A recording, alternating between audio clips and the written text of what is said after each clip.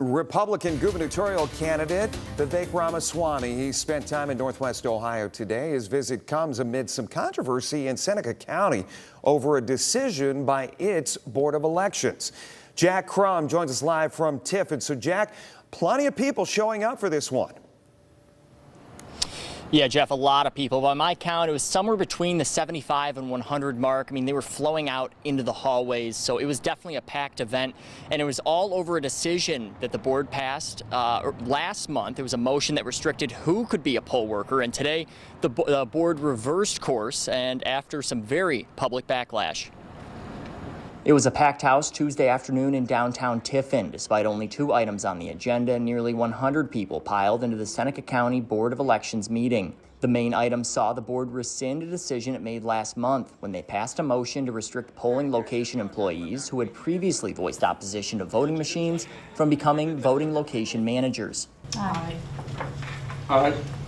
Following that decision, some in the crowd used their public comment time to voice displeasure towards the board for passing the motion to begin with many calling it a violation to the First Amendment. Our constitutional rights, should they have these positions?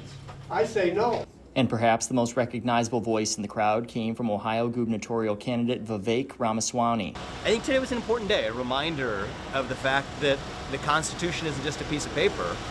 It's something that secures the greatest liberties known to the history of man, uniquely in this country, the United States of America. Ramaswamy brought public attention to the decision through a series of tweets and an opinion piece in the Wall Street Journal. That when a mistake was made, the first thing you got to do is correct that mistake that happened today.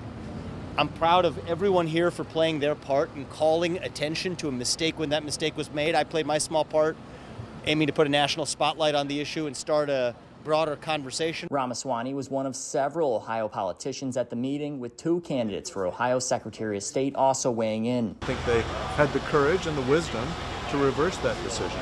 And it's incredibly important not just to embrace the Constitution, but I think they also made our elections safe. The vote to rescind was unanimous with a 3-0 vote. Now, Ramaswamy still needs to win the primary to determine if he's going to end up in next year's race for Ohio governor on May 5th to move on to the 2026 general election. Now, former director of the Ohio Department of Health, Amy Acton, is the Democratic candidate right now. For now, live in Tiffin, my name's Jack Crum, WTOL 11.